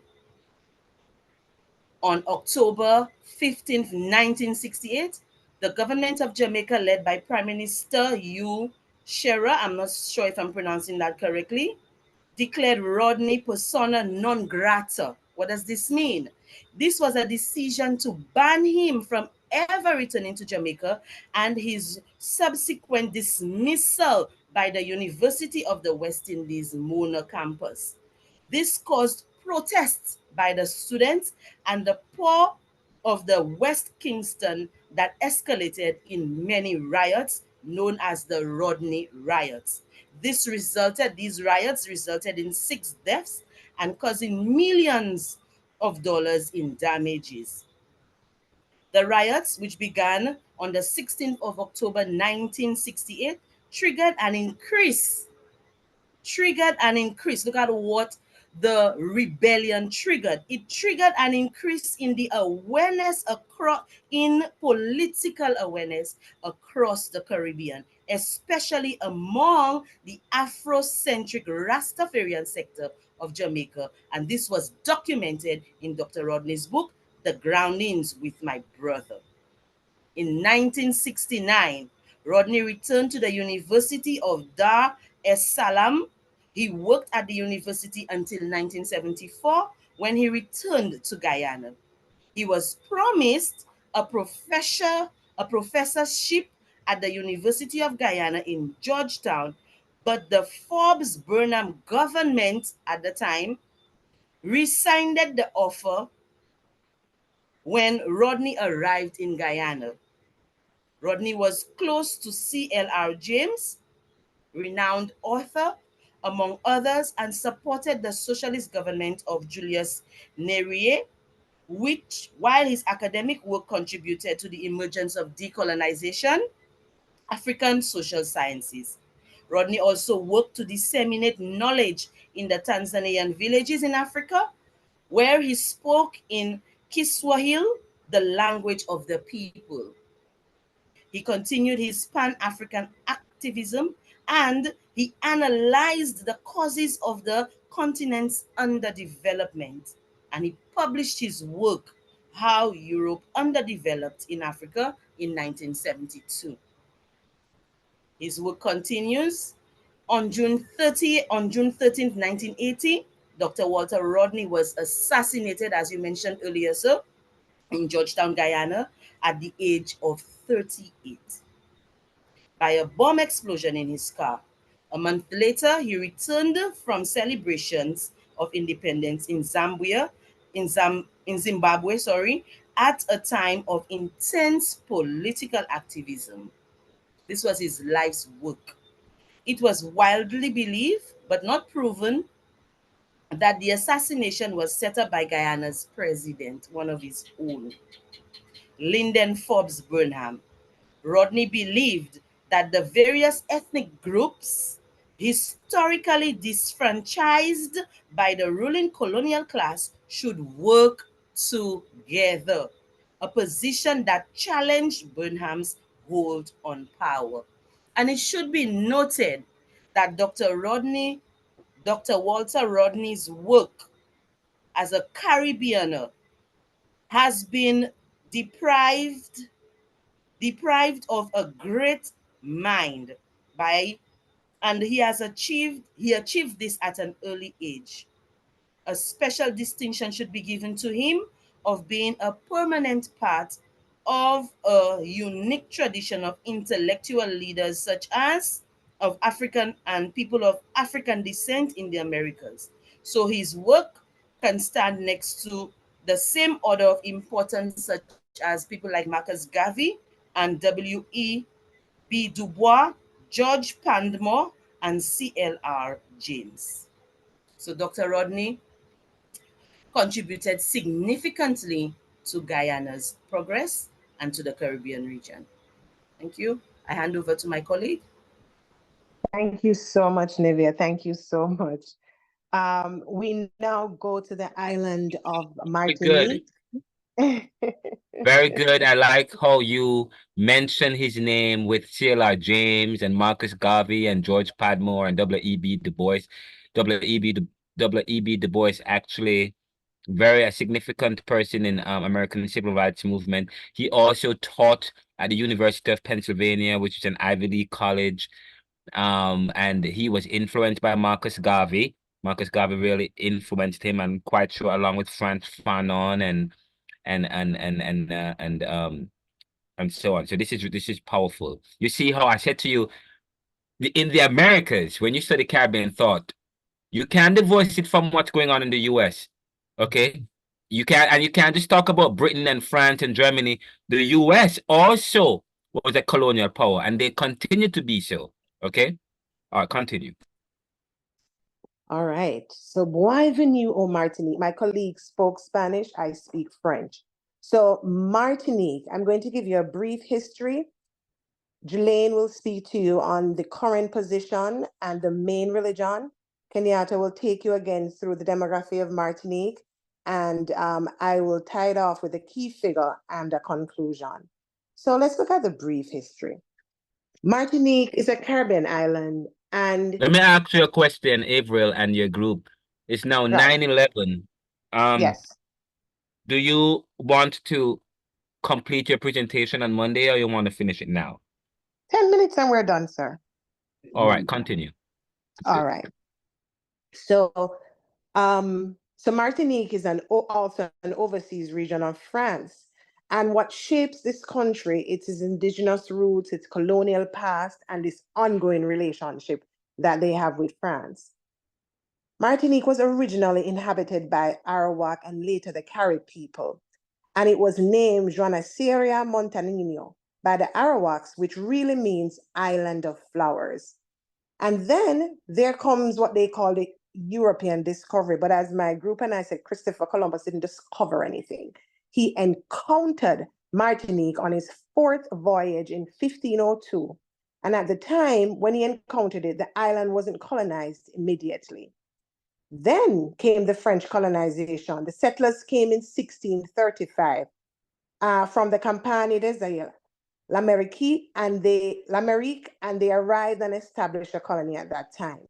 The indigenous Carib population resisted this colonization, but eventually they were decimated by war and some diseases that was brought over by the Europeans. So then bring over all them foolishness over Martinique and kill off the people. Then there was slavery and the sugar economy. By the 17th century, Martinique had developed a plantation economy based on sugar, coffee, and later rum. And this economy later heavily relied on the African slaves who were brought over to the island under brutal conditions.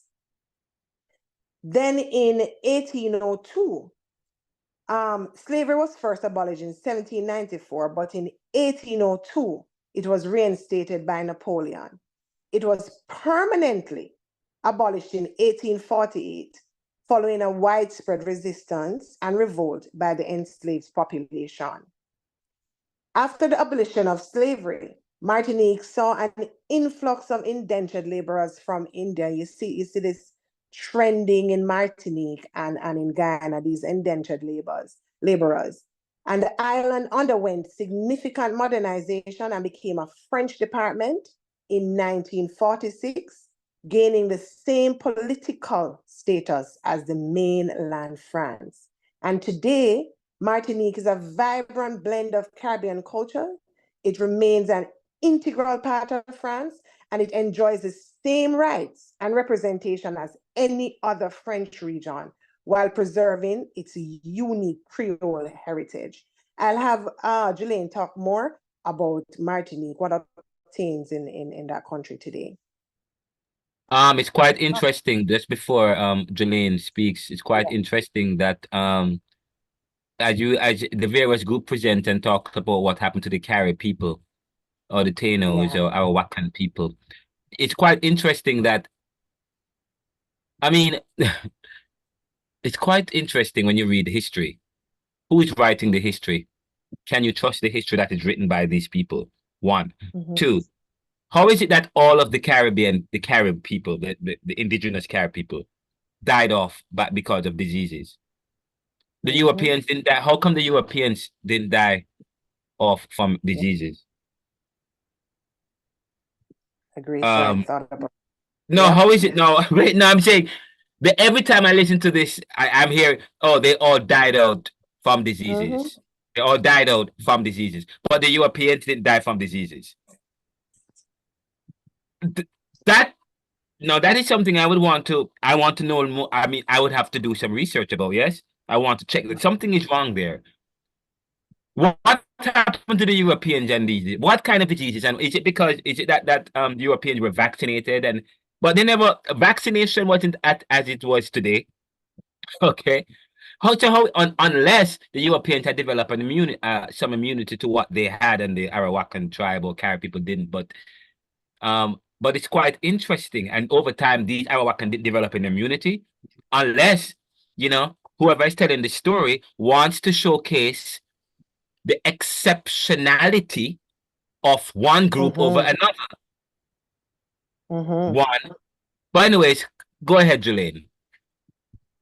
All right, good night, everyone. So I'm going to be sharing about the current position of Martinique. One of the things that we can effectively say is that it continues to add to the rich intellectual culture of the Caribbean, and that is as a result of writings by persons like Aimé Césaire and Frantz Fanon. We hear Sir talk about Frantz Fanon all the time, and you'll hear some more about that later on in the presentation. All right, so I've mentioned earlier that Martinique is connected to the French. So as a part of the French department, they have unique political benefits, so to speak, and that includes things like funds for developmental projects, which can have some sort of positive spillover effects in the region. The political landscape includes local branches of French political parties, such as La République En Marche, Les Républicains, and the Socialist Party.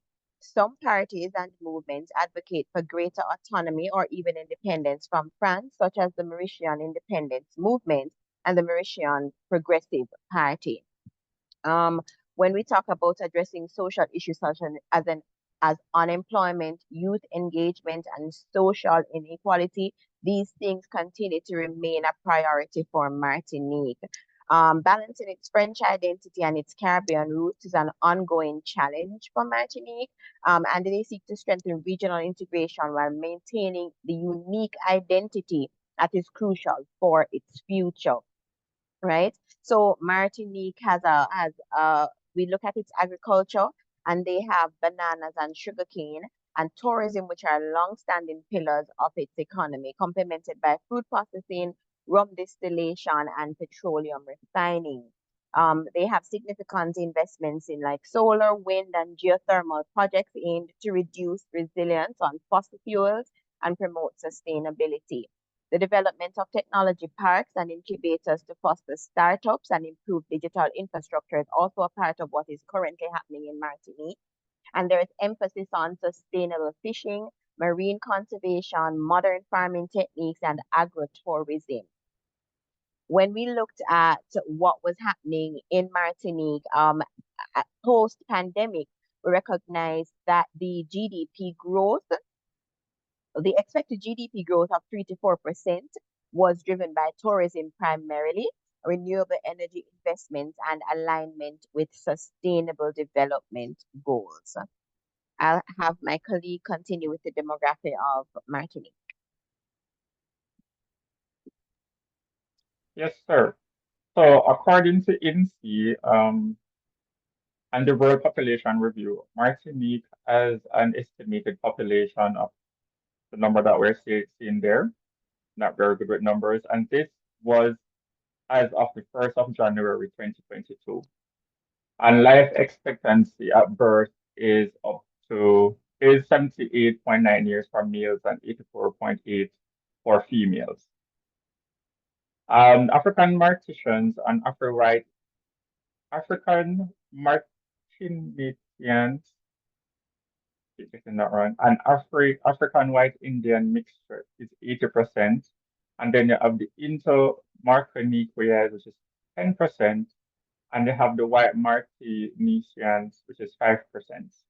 And then you also have the Lebanese, Jewish, Syrians, and Chinese Martinians, which comprise of less than 5% of the entire population.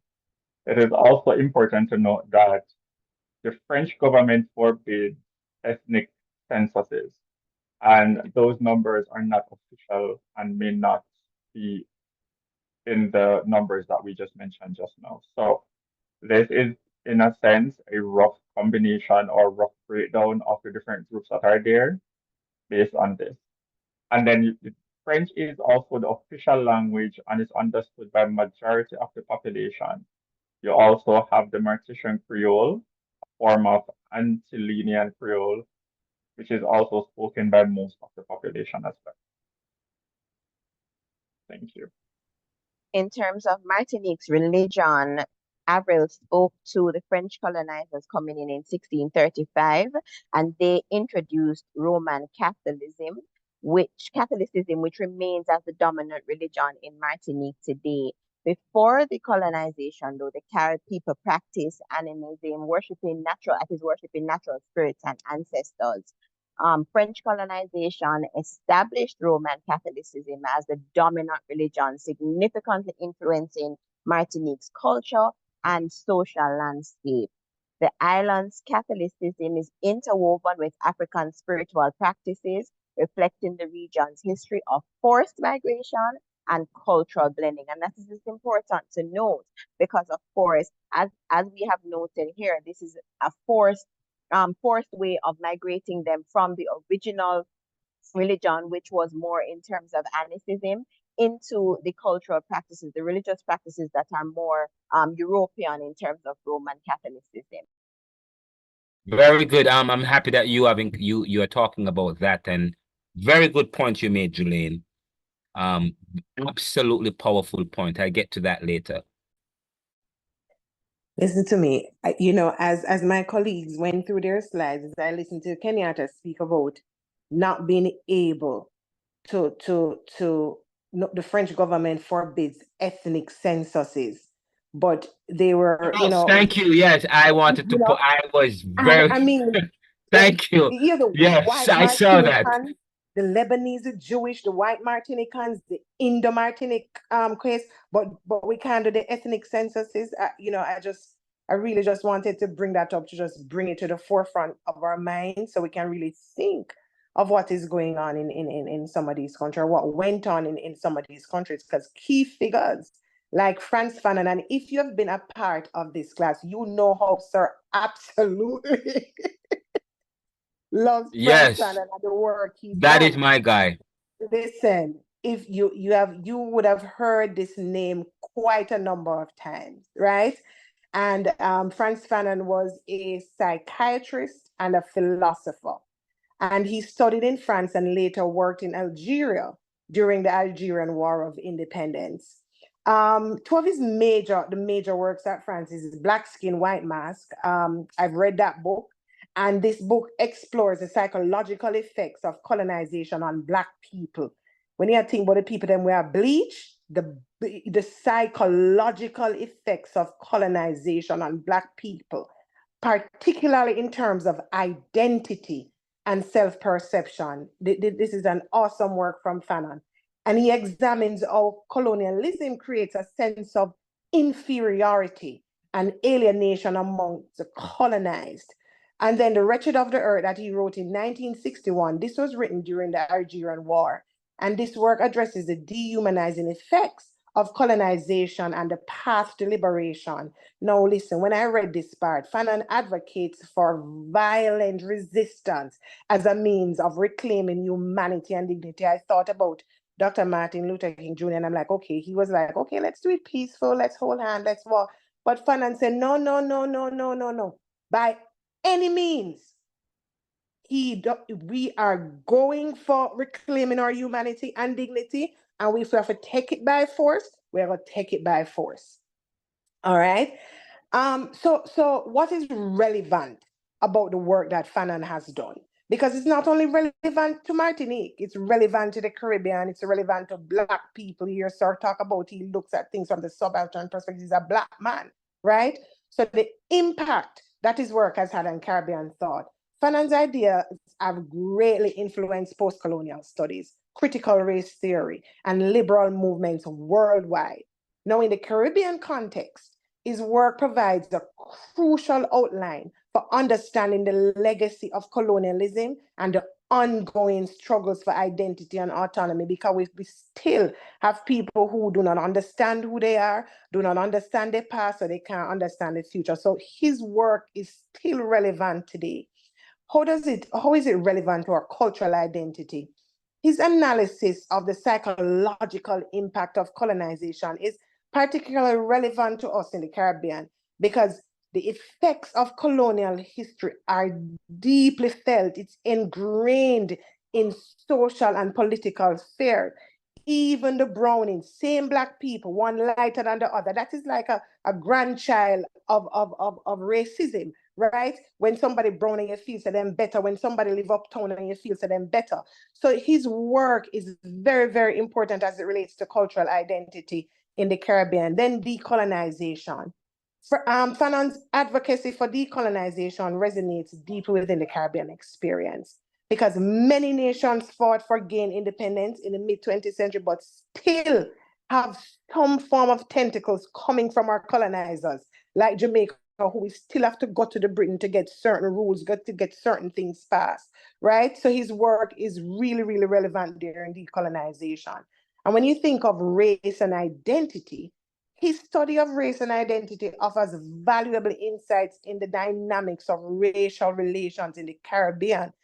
Our region is marked by its diverse ethnic composition, yet somehow we have a problem with understanding who we are. So Fanon's work is very, very, very important to race and identity. Listen, team, Martinique and Guyana, they offer a compelling narrative of the Caribbean socioeconomic landscape from a subaltern perspective. Martinique, deeply rooted in its colonial ties to France, they balance this rich cultural heritage and an economy that is heavily reliant on agriculture and tourism. And conversely, Guyana's rich and natural resources, them oil, they have that, but they grapple with the complexity of rapidly changing their economy. So both regions encounter this distinct challenge and opportunities as they chart their futures. So when we reflect on these perspectives, I know 15 minutes didn't give us, all the deep delve that we'd love to have, but when we reflect on these perspectives, it becomes evident that understanding the socioeconomic dynamics of these areas provide critical insights into the resilience, the adaptation, and the struggle for progress within the globalized context. We thank you for your attention, and we hope that our presentation really enriched your understanding of the realities of Martinique and Guyana. That's a clap for your group and the group earlier. And also last week, great. I'm very impressed. You guys did an outstanding job. In fact, all week last week. I mean, all week this week. Yesterday, button my shirt is not buttoned properly, probably. But I mean, yesterday and sorry, Monday and today. Great. Sorry, yesterday and today I was talking with some of my friends here, telling them how I'm just so impressed. You guys did such a great job with this particular activity. If we were to end class, you would all get A's for the course. I'm being honest. So far, I like what I'm seeing. You guys, I still don't know everyone in the class, but I like the participation. I like the involvement. I like how you guys are sharing information and you're reading widely and so on and so forth. That is so good. I am so impressed with the work that you guys did. Great job. Continue doing great. Okay. But one point I wanted to make, you guys talk about how the French, well, how religion is forced upon us, on people. Forced religion and the religion as a knowledge base, as an institution that helps to maintain a particular currency of knowledge so as to create a character, okay, create an identity in the mold of the former masters. We talk about this, our schools have inherited French, British, American, English education, which continues to socialize us in such a way that embrace European as the ideal and continue to what Fanon talks about, the depersonalization of self, which includes our heritage, continues to neglect and to reject that. This education system rejects any education that is not European up to today, in the way how we, in terms of the laws, the very laws that we have comes from our colonization, and we still hold on to some of those laws today, the same laws that reject Obia. And by the way, it's good to know that St. Lucia and Grenada have Obia. You saw that, almost across the Caribbean islands, they talk about Obia or some synchro, Santeria, or some kind of or appealing to the ancestral spirits, so forth and so forth. But they reject. In Jamaica, it's illegal. In Martinique and some other Caribbean islands, African spirituality is illegal, or the practice of it is not accepted, or you're looked down upon as weird. Okay. And St. Lucia as well. And St. Lucia, yes. Thank you for Nivea. And of course, so the very same laws. Next thing, the institutions, not just the institutions that we have, not just the church, not just the school, but in terms of work, workplaces, these organizations, they also operate within the capitalist or Western mold and continue to reject anything that was created by us, and the culture. But you look at how, until you question, I mean, are we really independent if we have inherited laws and institutions and cultures and schools and religion that continue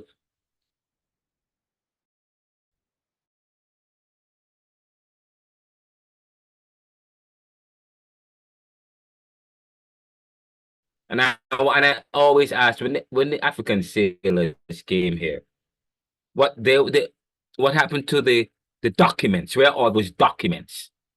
Some of those, some people didn't do a lot of writing. Some Africans didn't like to write, I guess. I don't know. And some of the histories were wiped out, were destroyed. Okay, so that they can preserve their own history.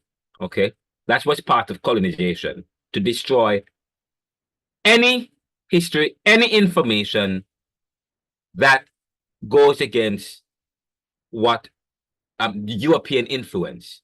And that is why I say doing this course is important. Doing critical thinking is important. Being skeptic, being careful about accepting any truth and that is inherited. Even your own truth, even your own truth, you have to really start now. Let's revisit it. Let's think about it. If you want to study developmental psychology, there was one state, I don't know, I don't remember the psychologist, but the parent ego state, where when you get to 14 or so on, you start to move away from what your parents teach you and so on, to now start thinking about things yourself. Children go through that stage where they fight with the parents, and the children fight with their independence because the parents want to impose say, for example, when I was growing up, my parents used to force my brother, you have to go to church, you have to go to Sunday school. Okay. As a way to continue that kind of tradition. So, the Europeans did their work and left, but they are still here. Okay. But anyways, great job, guys. We'll pick up next week, Monday. We'll be back to ask some questions, maybe have some discussion, look at maybe one or two other islands that we haven't looked at. And also, I'm going to send you a document that we can discuss. It's called Tracing the Caribbean History. It traces Caribbean history from before Columbus to now. Yes, Nivea. That's good. That's good. Yeah, this is what we do. And that is why we do this course. And I really appreciate JTS for teaching a course like this that really helps us to think critically. And I said, somebody asked me, do you believe in Jesus? Are you a Christian? I said, yes, I believe in Jesus. Yes, I'm a Christian. And I wear my religion, and I go to church, and I practice my salvation with my chest puffed out. But then I said to people, but I understand that the religion we have has been tainted and influenced by men. So I am very careful about imposing what men have tainted. Okay? I said Christianity is the lens I use to connect with God and the world. Okay? But I understand that some of it involves a lot of European influence. Okay? A lot of human egos. It is a lot of it. Okay? But we can talk some more about that. Thank you, guys. Great. Any question before any quick thought? I want to finish the class as quickly as possible because you guys didn't get any break and we went straight through. The plan was to finish at 8 or 8:30 my time. Wait, hold on. Oh, we're supposed to finish at 10 my time, 9 your time. It's 8:30 in Jamaica. So the plan was to go from 6 to Please 7. don't get it confused. 30. Oh yeah, yes. So, It's to finish at 9 but tonight. we're gonna finish now. Watch the video, guys. We have the video, and now hopefully I can do this one and the one before this weekend. Have videos to upload, and I'm usually okay. But I'm gonna try and do this as quickly as possible. But thank you guys, great job. All A's. Maybe one or two groups will get maybe an extra credit for an exceptional job. I mean, because all of you get A pluses, but some group, they went above and beyond. And I just appreciate, whatever. You guys all get A pluses, but Thank one you, or two sir. of you groups, I am impressed. Very good job. Very good job. All right, now, okay. See you later, guys. See you on Monday. And if you guys need to talk to me, just send me an email and or talk to Kimori and she'll follow up with me and I'll see you. Take care and walk good. Thank you, sir. Have a good night at the repast. Yes, I am late.